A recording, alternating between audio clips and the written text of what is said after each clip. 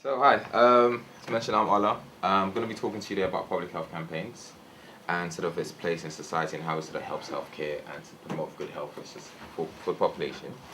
So the structure today, I'm going to discuss sort of like the history of public health campaigns. I think it's important to kind of know how things have shaped and changed over the years. Then obviously I'll sort of introduce you to the antibiotic guardian campaign. How many people are antibiotic guardians in here?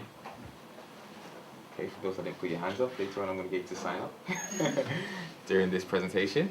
And then we're going to talk about the making every contact count approach, which Janet's going to sort of do a talk to talk to you about on that. And I think it's very important as well because we can have sort of a health promotion campaigns, but without other sort of like levers and approaches, then campaigns are more or less useless. So you can raise people's awareness, but how to sort of like translate that information and empower patients is also very important, which Janet will sort of illustrate to you. And then we'll have a group exercise, which I hope will help sort of understand how sort of public health campaigns are structured and the approaches.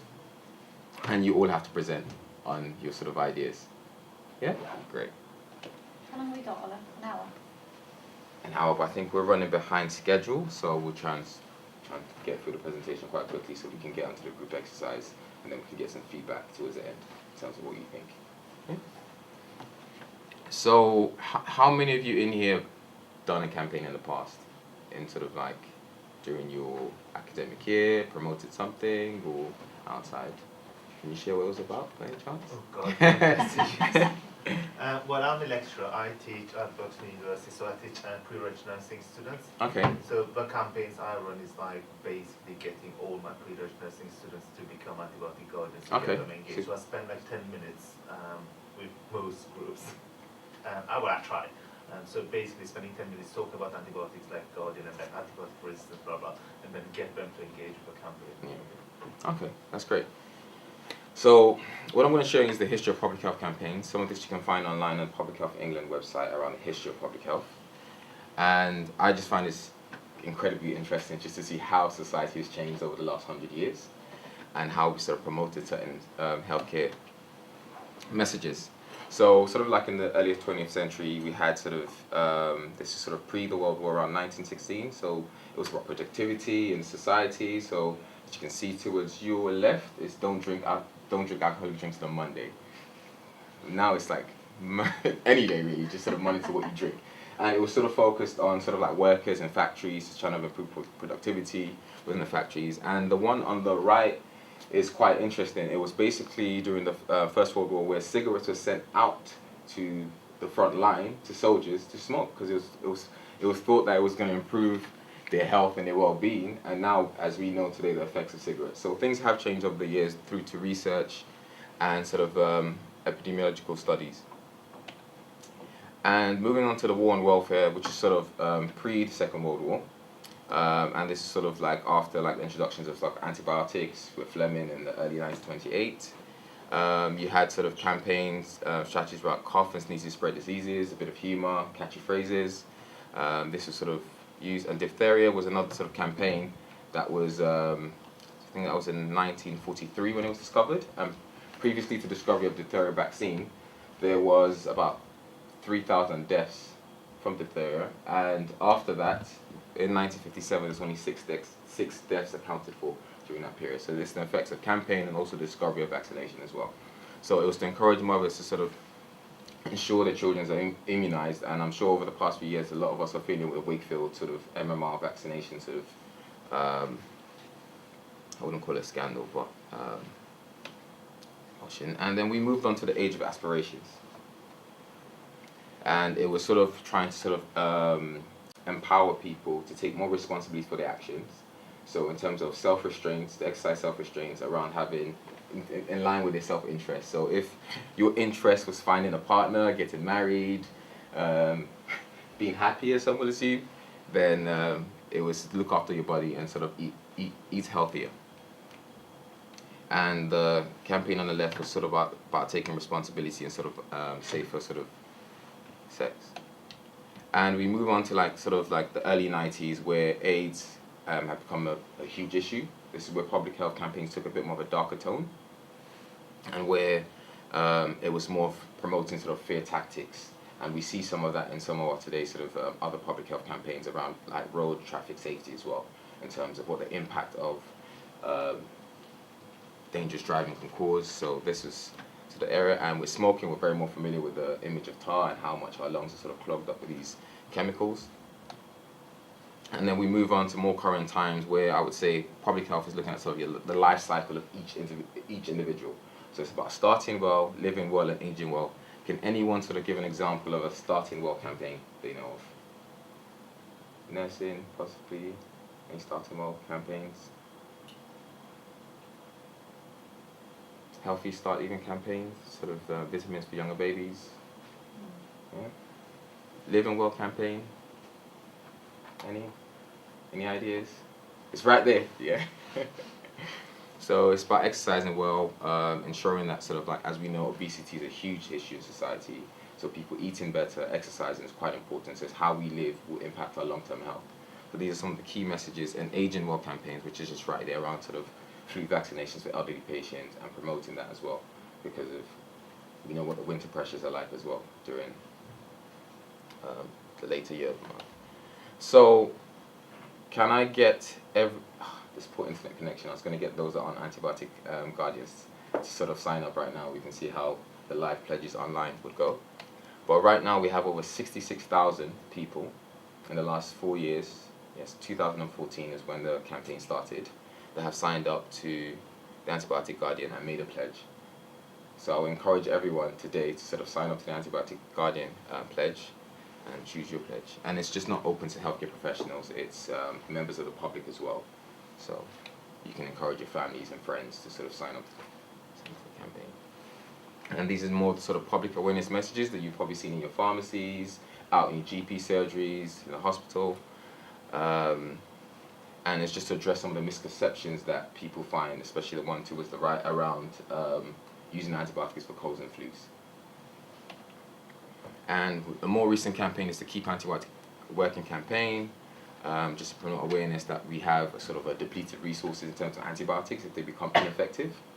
So it's just raising awareness to the public to understand that not to use antibiotics inappropriately. And later on, I'll just show you a video from one of our campaigns if any of you haven't seen it before.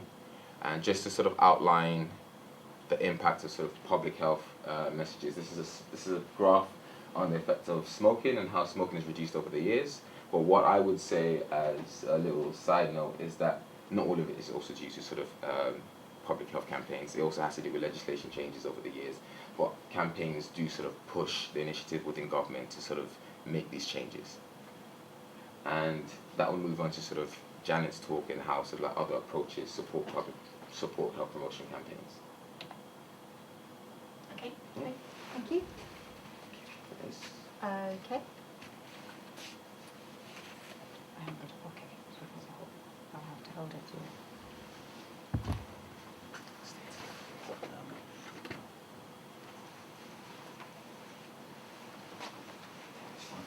Okay, lovely. Has anyone heard of making every contact count? No. It's so it's an approach. It's really an approach to behaviour change, and what I'm going to talk about now is probably going to overlap with if you go to the communication skills workshop later. You'll probably hear some of the same. But it's really an approach that you can use as future healthcare professionals or future vets to talk to your patients and members of the public or your animal owners and listen to them, which will create opportunities for you to promote health and talk to them about issues related to health and well-being. And we can talk about how that links to AMR in a moment. So what it is, it's a very, very brief intervention. And you talk to healthcare professionals and they all say, oh, we're very, very busy, we haven't got time to do this. It's very difficult, but this triangle is linked to, have you all heard of NICE? Yeah, so it's linked to NICE guidelines on behaviour change, guidance 49. which talks about different levels of interventions that you can use when talking to people about behaviour and how to make changes in their behaviour. And with making every contact count, we're really focusing on the lower level, so we call them brief interventions or very brief interventions or very brief advice, where they can take 30 seconds to 2 minutes as part of a consultation about something else. So, as it says in the definition, and that's been agreed by a number of different bodies across the system, it's an approach that uses the millions of day-to-day interactions with the organisations and people have to talk to other people to support them with changes, positive changes to their health and well-being.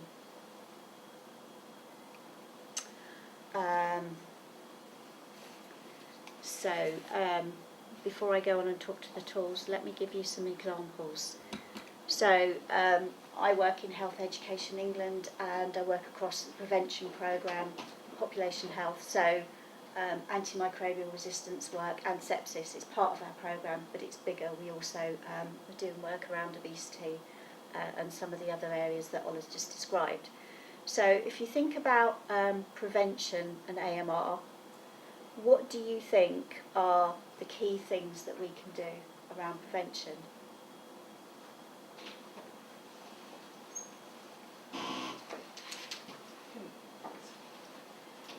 Educate the people, population on proper antibiotic use and what they are used for and not used for.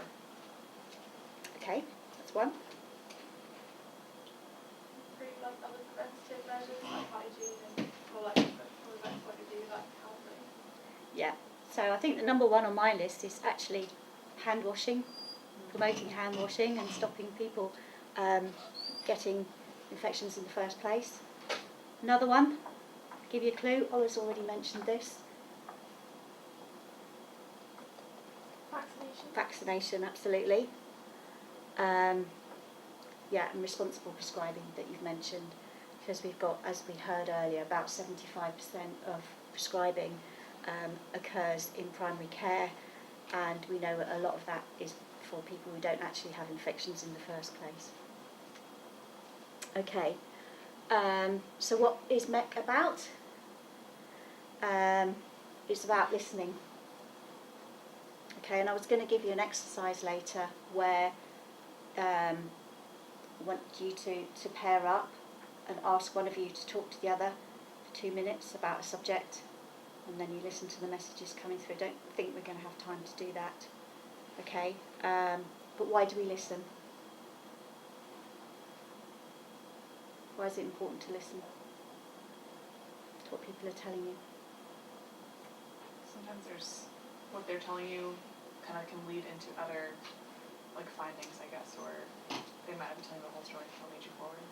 Yeah, absolutely. I think it's important for like you said, GPs to be listening so that you're actually taking in like the symptoms or what the person's actually, because sometimes they can be describing symptoms which you might think is an infection, but actually maybe like listening more effectively or something is actually, it's not actually the infection that you think it might be, so there's no need to like prescribe an antibiotic for that. Yeah. Okay. Like viable treatment options. Like if they're having trouble with like tablets or something, like maybe tablets. Yeah, absolutely. Learning to make them feel heard. So Yeah. actually if they want to talk about something else, but the infection is like the lead into it. Yeah, that's really, really important point. Okay. Any more? I mean, I've written down to pick up information about there might be something else going on, which the patient's not telling you. You might want to hear about what's the person's views on something. I think that's important with prescribing. You know, if you're a GP, I think a lot of patients will come to you expecting to go away with something. So if you listen to those messages coming through, you know, what else is going on in that person's life which might be making them behave in a particular way. And so on, also important to hear about, you know, what are the barriers that might be stopping them making a sort of a positive change to behaviour. But I think in terms of MEC, it's to identify cues. If you listen to people and they're being heard, it gives you then an opportunity to talk to them about a positive kind of give a health promotion type message back in return. And also to pick up on some of those non-verbal cues, if somebody's sort of very anxious or looking away from you, it gives you an opportunity to then to ask them questions, a bit more questions about how they're feeling and so on. So, listening, number one tool for a brief intervention. And then the second one is around asking questions. So, 2 types of questions.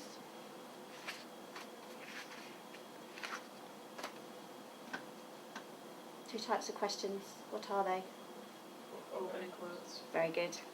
So, give me an example of a closed question. Did you have breakfast today? Very good. Another one. Is the sky blue? Will this lecture finish in 30 minutes? Does anyone not know what a closed question is? You're going to get a one-word answer. Okay. So when you are having one of these very brief interventions with people, it's really important that you ask some open questions. And open questions will start with, How are you feeling today? yeah, how, what, why, when. So yeah, how are you feeling today? What's another one? What's a what question? What makes you say that? Yeah. What's stopping you from? What's important to you? That's a really important question as well. Particularly, if you've got somebody coming to you for an antibiotic or something like that. How? I think we covered that one, didn't we? Mm-hmm. How do you feel about that? What would you feel if? That's a what one, sorry. Why? Why do you think that? And when? When do you think you might be able to? So that's kind of what we're talking about. It's nothing really very complicated. It's a whole system approach, and what we're doing, we're sort of promoting it as a brand really. It's just a communication tool, but it provides the opportunity for you to talk to individuals. A lot of the campaigns that Ola's talking about are really based at population level. There is an opportunity for you to promote health and so on at individual level. So I work for Health Education England, and we've worked with Public Health England and NHS England very closely, and what we've developed is some tools. They're all available online to help organisations to implement these type of approaches. And the reason we're doing it, there's a big push towards preventative health care, and that there will be a chapter on prevention in the NHS plan when it's published next month. So the consensus statement just talks about what MEC is. I've told you about the definition, that it takes a couple of minutes, it fits in with any existing care, and it creates the opportunity to deliver healthy lifestyle messages. And it's based on an evidence-based approach. It's based on behavioural science. So has anybody heard of anything called COMBI? Okay, go to the communication workshop this afternoon. So that's the tool that we use for behaviour change. And the COMBI, C is about somebody's capability, how capable they might be to make a change. The O is about the opportunity. What opportunity do they have to do something differently? And the M, can anyone think what that might be? Motivation, that's right. So the behavioural scientists think that if those 3 things, capability, opportunity and motivation, are in place, then you've got the conditions are right for changing behaviour to happen. Okay, so the next tool we've got is an implementation guide, and that's really what it says on the tin. We've developed it for organisations and people who want to implement these approaches into their practice or into organisations or into hospitals and so on. And Who can do these approach? Who can do MEC? Well, anyone really. You know, we're promoting it across local authorities. We have, you know, the emergency services. We have police officers, ambulance service, and fire officers now. They have a much more preventative role than they did in the past. So they're not just fighting fires.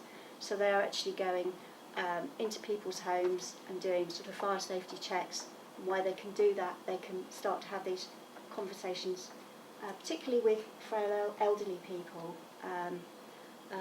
and can pick up clues as to, you know, where they might be struggling and need some help.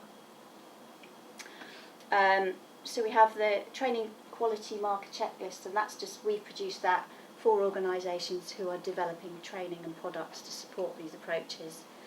And the evaluation framework is again, it's a tool for people to use to help them to evaluate the impact of the training that they've delivered and whether it's having any positive outcomes.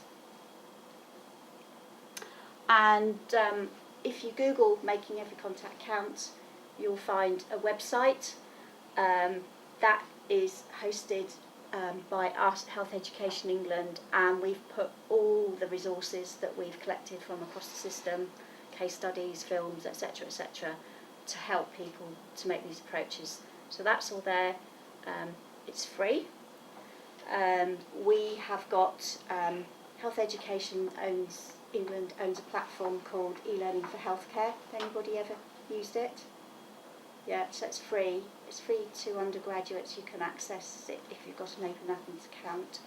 And a lot of the e-learning programmes that we've put on there are now open access. So people across the system can use them. We've actually got an introductory e-learning programme on AMR, which is open to everybody. And we've got some tools and videos, which I'll show you if we've got time. And those people who are positively promoting that, we've developed a Facebook group. This is an old slide, isn't it? I didn't update it. We've got over 500 people on there, and it's just a way of sort of them sharing good practice with each other. Okay, and that's the activity that I'm going to gloss over. So I'll go back to Ola now. Thank you, Jenny. There you go.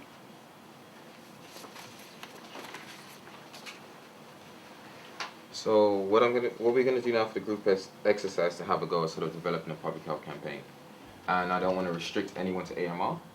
If you have a sort of burning passion for anything else in terms of environmental health, sort of obesity, you can sort of within your group sort of discuss that and just sort of develop a campaign. So I've sort of put together a step guide to things to consider in terms of identifying what the public health issue is. So like I said, I'm not going to restrict you to AMR alone.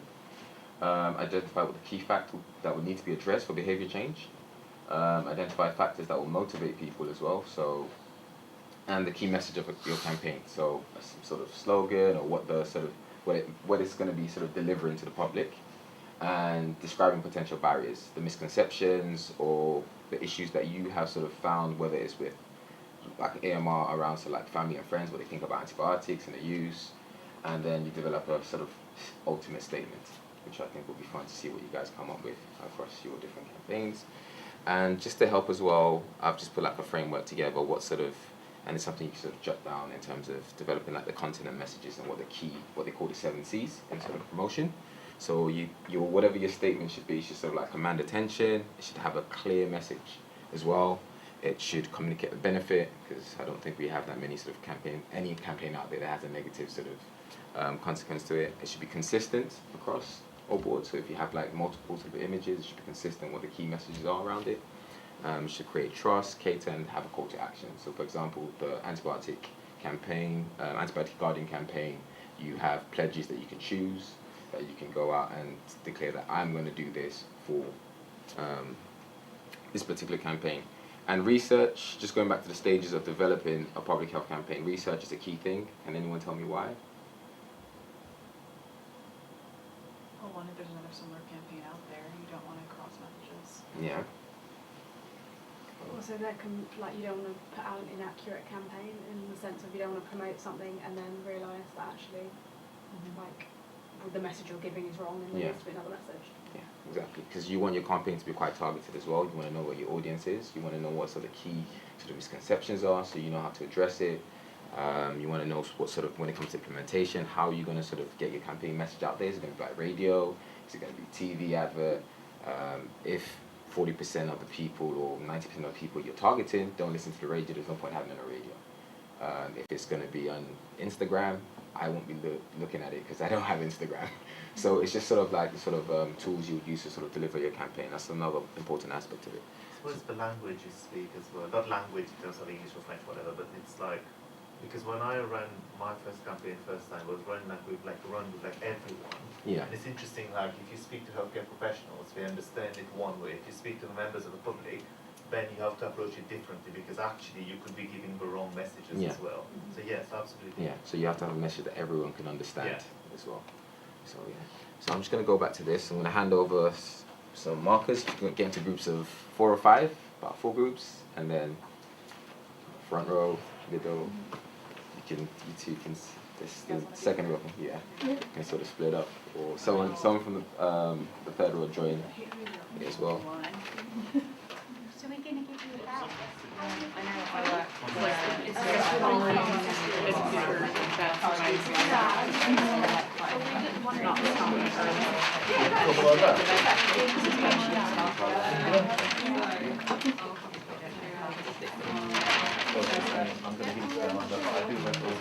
could be distributed in clinics, or like in the mail or whatever.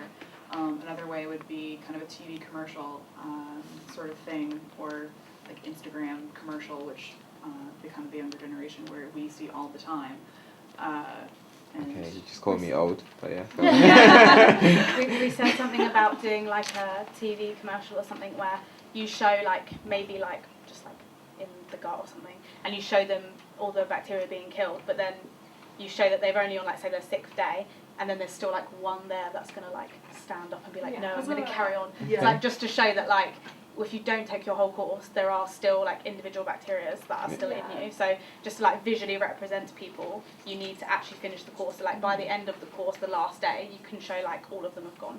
You could have a story going on the whole Yeah. We've started it Well, on Monday. there Tuesday, are Thursday. there are commercials that kind of have that like to be continued. Ah. Especially like when you're like younger, and if you can target it to a younger like generation, like little kids or 13, 14, they're like, oh my gosh, to be continued. That'd be kind of a cool thing to do.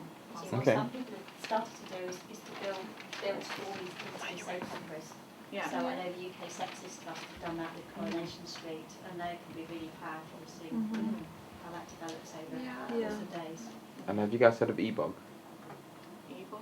Okay, so it's around sort of antibiotic resistance, and it's targeted at children as well, to kind of educate them, so you can have a look at that as well. Yeah. Okay, so thank you. Right. That's excellent. Group 2.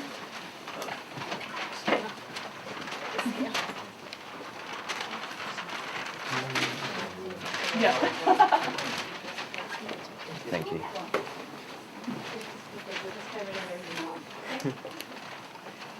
Okay, so we designed to do a public health campaign on obesity, and especially in children. So we decided that our target audience would be the parents, so influence their behavior change to address the obesity in children. And so our key message is healthy child, happy child, which is quite catchy and do you want to And the reason why we chose this particular campaign was because we knew that with obesity, it's a lot of link to children and just even the general public, like their well-being. It can have an impact on their healthcare. Like, so for example, it has a association with cardiovascular disease and diabetes. Diabetes as well, and also with their mental health, so how they grow up and whether they experience bullying as well. So in terms of like the barriers that we might face with this sort of campaign would be how like social medias like TV adverts can influence like children, like McDonald's adverts and that sort of thing. So that sort of thing we sort of identified as the barrier. And another barrier is like the culture, as in like the environment that the children are brought up in. Like, you know, families, they might go out for like dinners, like family dinners in restaurants and that sort of thing. So that might be like a sort of barrier that we could face in terms of changing parents' behavior. In terms of how we would go about delivering this campaign, we thought we would do a poster, and we would put up the poster in like schools where, you know, the children and the teachers and the parents can all like access easily, and also GP practice if the parents and children are visiting the GP, and also like school or like any sort of playgrounds and parks, just to capture all the audience. Yeah, I think that's all this part. Yeah, thank you. Well done. Did you have a catchy phrase? Pardon? Did you have a catchy phrase at the end? I missed that. We No? only had the key message. Fantastic, thank you. Next group, thank you. We went for like mental health, so it's like in young people especially, so like between 16 and like 25, did we say? Because that's when it's like the most, I don't know, it's the most important to target at that age, because they go on to get worse, and then they've been having them for a long time before they get treated. So we liked this sort of age group because they're quite easy to target in terms of like social media and things like that. And there's like a lot to do with sort of as they're growing up, so going to college, going to uni, starting their careers. It's quite like an obvious time to be like, look, you want to do well at this time in your life. And it's when most people like start to develop mental illness. It might not be when it's like most obvious, and it's not when they normally seek help. So like seeking help early allows you to manage it earlier. So we just found out online that around 70% actually don't get proper interventions around the young age that we were talking about. So we thought it's a really good starting point for people to go out and seek help or ask someone for advice that if they need to. So I think like the main motivations, like why people might want to change that, are quite clear anyway, but it's things like improving your mood, developing like coping skills, like better productivity, like it's easier to manage if it's caught early and stuff like that.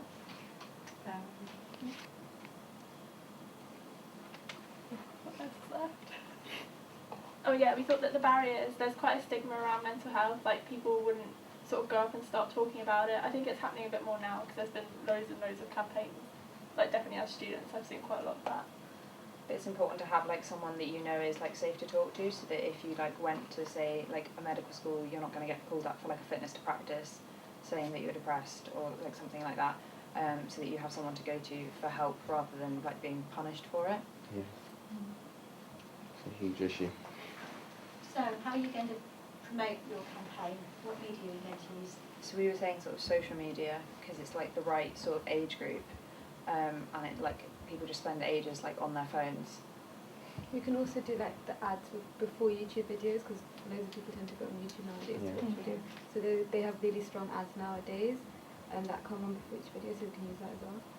Also, it's quite a personal thing, like you experience mental illness like as an individual, and so if it's like something on a bus, like you might be in a social situation and not engage with it as much, whereas if you're on your own sort of thinking about your mental health and then you see an advert for it, it's probably a bit more like the right time. Yeah, and getting like prominent people to talk about their experiences, and especially like not the typical mental health problems.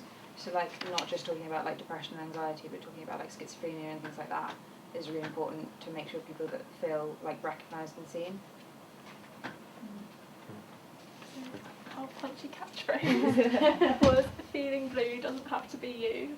Yeah, very good. Hashtag. Great. The factors we looked at were the awareness around alternatives to antibiotics, so maybe people aren't aware of what they can do to help their own health before sort of targeting antibiotics as a quick fix. The positivity around not using antibiotics, so a lot of people, if they're feeling unwell, will look to a doctor or a health professional to give them something to make them feel better and take it away. Encouraging the opportunity for discussion, so when people visit health professionals, they don't always get enough time to discuss more than what they've attended for, so it's very much the one problem, one appointment sort of thing. So having maybe more sessions for people to discuss these issues and sort of raise their concerns and what they want and what they can move forward with. Our key message predominantly would be to take responsibility for your health, yourself, your future, so taking responsibility for the health of yourself, family, friends, encouraging education through yourself, other people, whether it's sort of raising discussions, like if it's having coffee with someone, or if you're going into a workplace and just sort of commenting on something that someone might say. So just continuous education. We thought that barriers to all of this would be getting the message out. So although there's a lot of information on social media and through public health campaigns, people don't always look and are very quick to scroll past things if they're not interested, which sort of relates to public ignorance. If you're not really that interested in helping yourself, then you're not going to look at these campaigns that are there. Money could be a big factor, so having the finances to get these campaigns and sort of this media out to people. Our solutions, we looked at identifying and tailoring target groups, so maybe people at school, maybe sort of like ourselves, we're students in these professions that maybe don't get enough awareness. Using patient-friendly language, so not using jargon or any medical terms that people just aren't going to understand and are going to switch off when it's discussed. So using volunteers, so a bit like today where you have people come in to volunteer that take their own time out to do this because they've got that drive there to sort of help.